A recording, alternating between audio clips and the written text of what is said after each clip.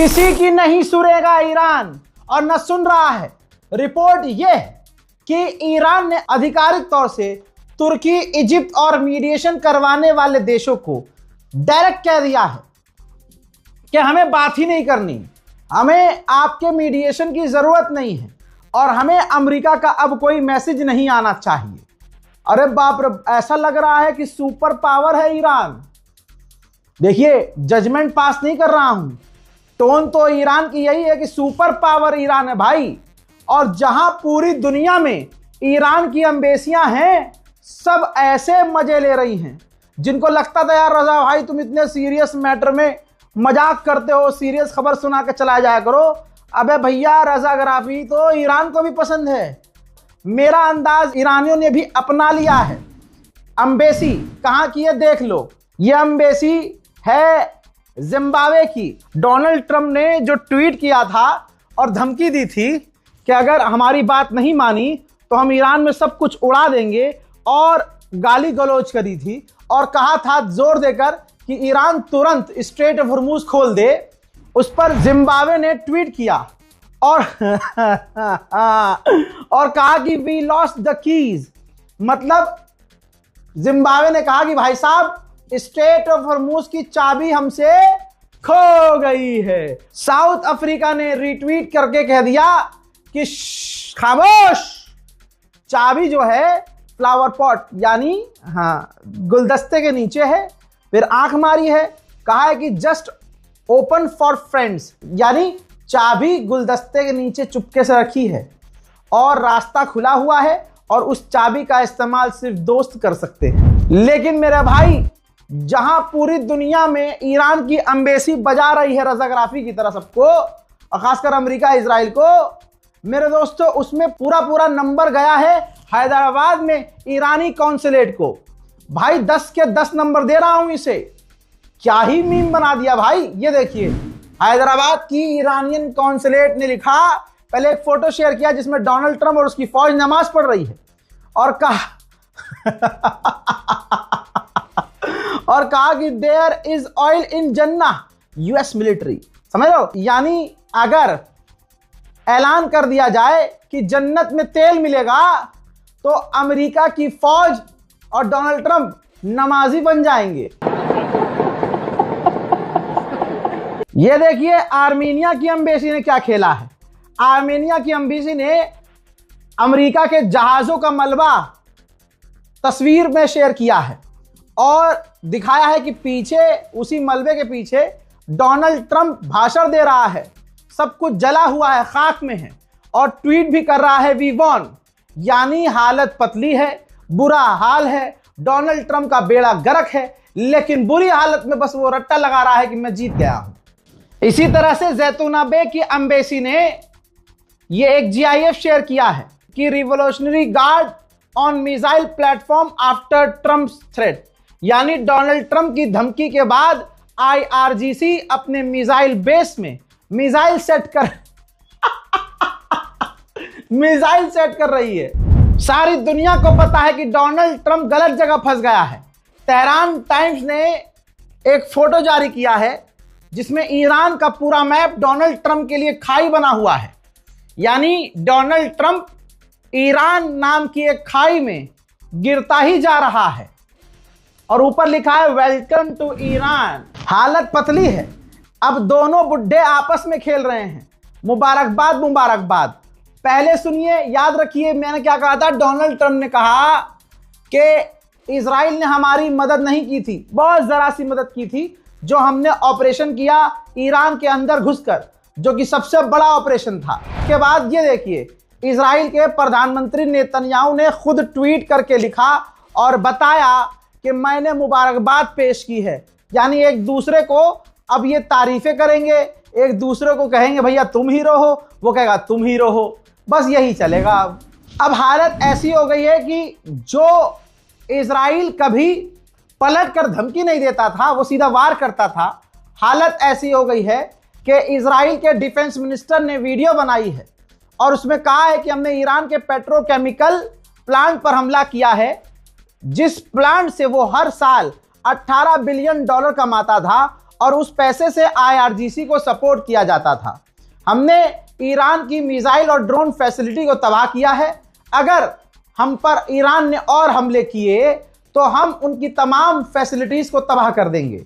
यानी अब इजराइल की हालत ऐसी हो गई है, क्योंकि रोज मिसाइल गिर रही हैं, हाइफा से लेकर तेल अवीव, तेल अवीव से लेकर जेरूशलम, जेरूशलम से लेकर आसपास के तमाम शहर। ईरान की मिसाइलों से कोई इजराइल का शहर बचा नहीं है। तो अब हालत यह हो गई है कि बेचारे धमकी देने पर आ गए हैं। उधर चाइना ने कहा है कि हम रशिया के साथ मिलकर कोऑपरेट करने को तैयार हैं ताकि मिडिल ईस्ट में शांति आए। उधर आपने अभी क्या देखा कि इजराइल के डिफेंस मिनिस्टर ने धमकी दी, हम ये कर देंगे, हम वो कर देंगे, हम ऐसा कर देंगे, हम वैसा कर देंगे। अभी ये धमकी ही दे रहा था, ये अभी गांव चट्टा धमकी ही दे रहा था। ईरान ने कहा ले बेटा गो गो, ले बेटा फादरलैंड, दनादन दनादन दनादन दनादन दनादन दनादन इजराइल पर मिसाइल। देखिए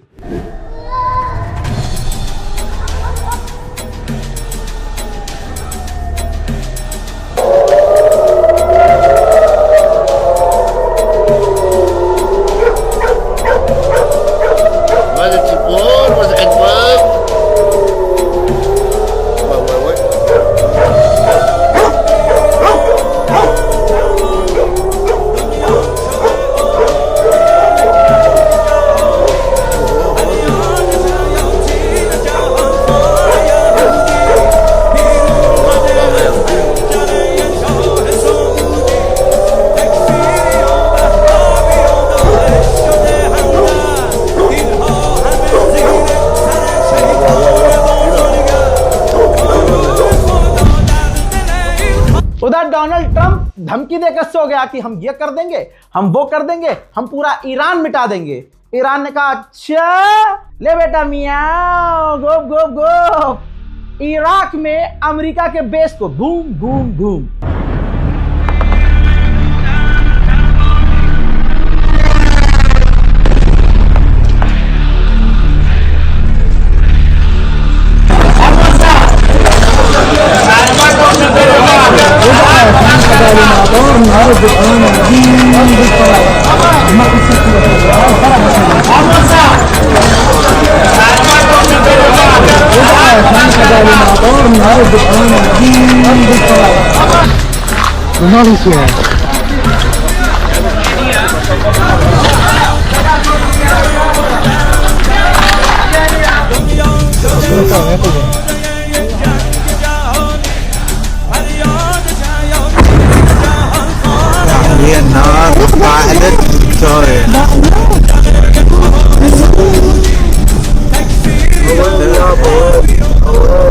ईरान के फॉरेन मिनिस्टर के प्रवक्ता ने धमकी जो दी है, इसे कहते हैं धमकी देना।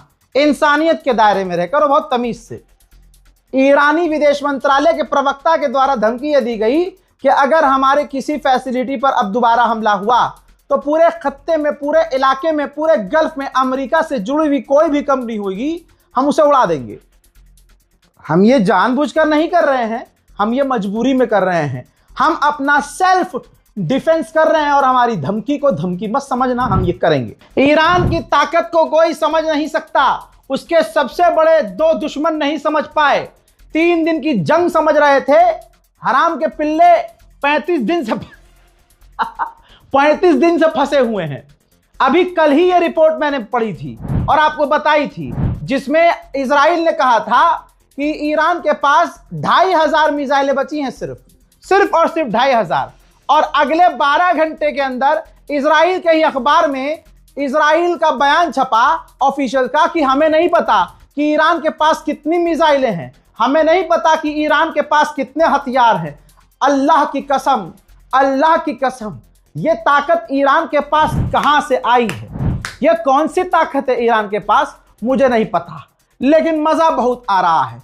और अंधभक्तों, फादरलैंड की नाजायज औलादों, फटे हुए गुब्बारों की गलतियों, ए अनचाही औलादों, ए गंदी कोख से पैदा हुए अंधभक्तों, तुम सगे हो सकते हो किसी के, साला जिसके साथ नहीं हो सो नहीं हो, लेकिन जिसके साथ होने का दावा करते हो, फादरलैंड बोलते हो, उसके लिए कुछ करते नहीं।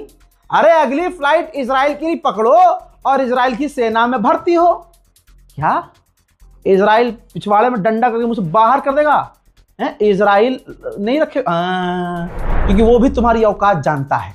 सबसे बड़ी धमकी तो ईरान की ये हो गई, ईरान ने कहा कि अगर अमेरिका इजराइल जंग को और आगे बढ़ाते हैं तो स्ट्रेट ऑफ हॉर्मुज तो भूल जाइए, जो शिपिंग के दूसरे रास्ते हैं वो भी खतरे में पड़ जाएंगे। मेरे दोस्तों, ईरान ने यह सबूत जारी किया है कि हमने अमेरिका के लूकस एडवांस ड्रोन को मार गिराया है। अब तक हमने 163 से 165 अमेरिका और इजराइल के ड्रोन्स को मार गिराया है। उधर ईरान के नेवी कमांडर ने कहा है कि अब स्ट्रेट ऑफ हॉर्मुज पहले जैसा कभी नहीं रहेगा, खासकर अमेरिका और इजराइल के लिए, और इसकी तैयारी हम पहले कर चुके हैं।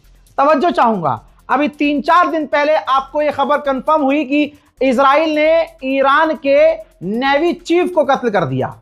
मुझे बताओ कोई खतरा कम हुआ ईरान से?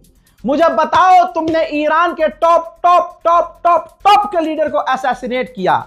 मुझे बताओ ईरान की रिजीम, ईरान की गवर्नमेंट गिर गई। अरे सुअर की नस्लों, कोई तो मुझे बताओ कि ये जो नेवी तुमने मार दिया था ऑफिसर, अब ये दूसरा ऑफिसर जो आया है उसने तो और बड़ी धमकी दे दी। बताओ, तुमने ईरान के टॉप से टॉप, मानते हैं तुम्हारी टॉप से टॉप लीडर मार दिया।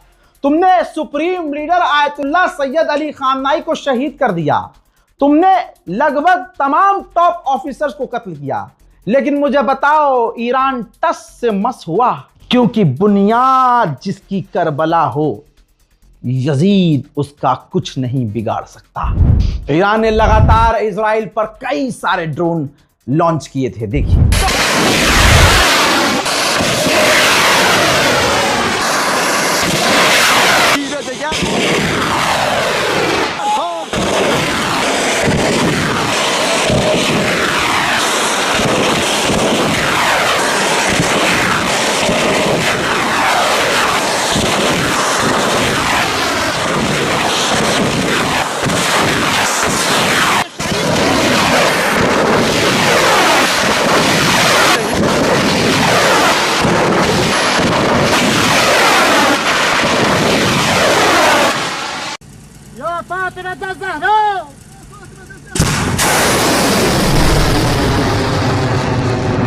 उधर ईरान की आवाम ईरान की सरकार से ज्यादा मजबूत हो गई है।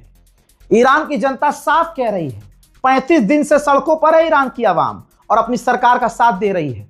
साफ कह रही है कि हमें बदला चाहिए, कोई बातचीत नहीं।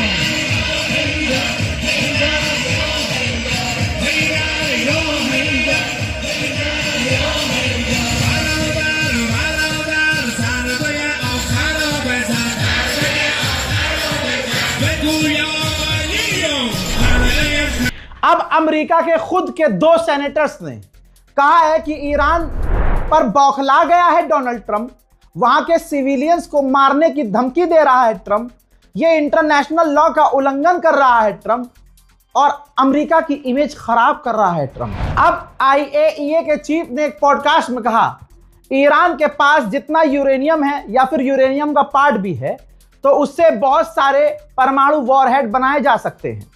ईरान में बहुत सारा यूरेनियम है, सबसे ज्यादा इस्फहान में है और दूसरे जगहों पर भी है, और नई जगह जो उसने अपनी परमाणु फैसिलिटीज बनाई हैं उसकी तो जानकारियां ही हमारे पास नहीं है। उधर जॉर्डन ने कहा है कि हमने ईरान की बहुत सारी मिसाइलों और ड्रोन्स को रोका है। अब तक सबसे ज्यादा शिप्स को, सबसे ज्यादा समुद्री जहाज को इन 35 दिनों में ईरान ने पहली बार निकलने दिया है। सबसे ज्यादा 15 जहाज पिछले 12 घंटे में स्ट्रेट ऑफ हॉर्मुज से निकल चुके हैं। और हाँ, बिना बातचीत किए नहीं, कभी हल्के में अरे मोदी जी ने कर दिया काम, अरे मोदी जी ने, अरे रुक जा गोबर चट्टे। ईरान से तमाम जहाजों ने बात की। उन देशों के विदेश मंत्री और देशों के प्रधानमंत्री, राष्ट्रपतियों ने फोन पर बात की, परमिशन मांगी। कुछ जहाजों ने चाइनीज करेंसी में पैसा दिया, कुछ को ईरान ने खुद से जाने दिया। मेरे दोस्तों, ईरान में ये मौजज़ा ही तो हो रहा है। मैं एक मौजज़ा बता रहा हूं। अमेरिका का ये सबसे खतरनाक ऑपरेशन था कि ईरान की सरजमीन पर उतरना है, तो अपने 4 से 5 और 6 जहाज, जिसमें 4 हेलीकॉप्टर और 2 जहाज और 2-3 ड्रोन शामिल थे, पहले खेप में ये गए। अब धुक धुक हो रही थी अमेरिकी फौजियों को। उधर से जो मैसेज आ रहा था, इनको लग रहा था कि ईरान का ये जाल है, कि ईरान हमें बुलाएगा कि हाँ हम ही आपके पायलट हैं, या कोई मैसेज देगा और हम वहां पहुंचेंगे तो ईरान हमें मार देगा। तो इनकी आंतें इनके मुंह में आई हुई थी। हालांकि बोलना मैं कुछ और चाह रहा था कि इनके मुंह में क्या आया हुआ था, लेकिन फिर भी महिलाएं देख रही हैं, तो इनकी आंतें डर के मारे इनके मुंह में थी। यहां तक कि जब ये ईरान के आसमान में थे तो इन्होंने कई बार कंफर्म किया अपने पायलट से, जो पहाड़ों में छुपा हुआ था, कि देखो हम तुम्हारे पास तभी आएंगे जब तुम सबूत दोगे कि तुम ही हो। इसके बाद वो तमाम जहाज लैंड करवाए गए, खासकर वो 4 जहाज, हेलीकॉप्टर और 2 जहाज लैंड करवाए गए। अब जो वो लैंड हुए तो ईरान की सरजमीन पता नहीं कैसी है, वो जहाज फंस गए। कैसे फंसे? गड्ढे में नहीं, सारे के सारे जहाजों में मैकेनिकल फेल्यूर हो गया, यानी जहाज में तकनीकी खराबी आ गई। 1 नहीं, 2 नहीं, 3 नहीं, 4 नहीं, कई सारे जहाज जो उतरे सब में टेक्निकल प्रॉब्लम आ गई। अब आप कहेंगे रजा भाई आप तो इसमें मौजज़ा घुसा रहे हो। नहीं मेरी जान, मेरे बब्बू, ये देखो ये वाली रिपोर्ट है। इस रिपोर्ट में लिखा हुआ है कि टेक्निकल मैकेनिकल एरर आ गया जहाजों में, जिसके बाद तुरंत जहाज दूसरे मंगाए गए। दूसरे जहाज आए, सबको उस जहाज में शिफ्ट किया गया, उन जहाजों को ब्लास्ट करके उड़ाया गया, फाड़ दिया गया और फिर इनको वहां से भागना पड़ा। तो आज भी ये किसी के पास जवाब नहीं होगा कि उन जहाजों में टेक्निकल मैकेनिकल प्रॉब्लम ईरान की जमीन पर उतरते ही कैसे आई। लीजिए, क्रूड ऑयल $115 पर बैरल हो गया है। ईरान कुछ छुपाता थोड़ी है। ये देखिए, ईरान ने तस्वीर भी जारी कर दी कि बासिज फौज के 8 हमारे जवान इजराइल और अमेरिका के हमले में तेहरान में मारे गए हैं। ईरान में तेहरान में शारिफ यूनिवर्सिटी नाम की एक संस्था है, कॉलेज है, यूनिवर्सिटी है। अमेरिका इजराइल ने उसे भी निशाना बनाया है। इसी तरह से अमेरिका इजराइल ने रेसिडेंटल इलाके कुम पर हमला किया, जिसमें 5 ईरानी आम लोगों की मौत हो गई। पूरी रात ईरान पर ताबड़तोड़ और बड़े हमले किए गए। देखिए,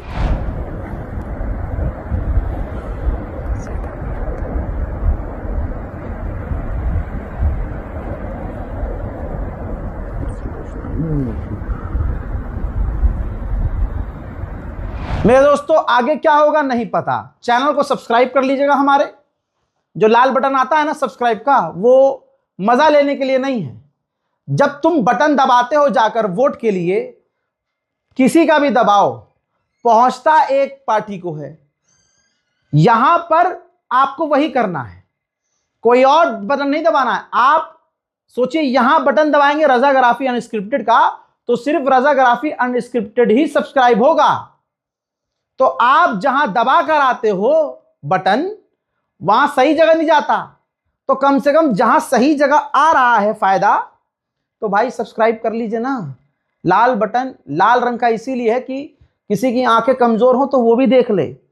और मुझे पूरा यकीन है कि आप सबको नजर आता होगा। घर के बुजुर्ग, घर के मामू, चचा, दादा, दादी, अम्मा, खाला, जो घर के वो बुजुर्ग हैं जिनको मोबाइल चलाना, टीवी चलाना नहीं आता, वो अपने बच्चों से कहते हैं रजाग्राफी लगा दिया रे, रजाग्राफी लगा दो बेटा, बेटा रजाग्राफी लगा दो। उन बुजुर्गों से मेरी अपील है कि अपने बच्चों से कह दीजिए कि रजाग्राफी लगाते तो हो, जरा ये जो बोल रहा है वो कर दो, बेचारा इतनी मेहनत करता है।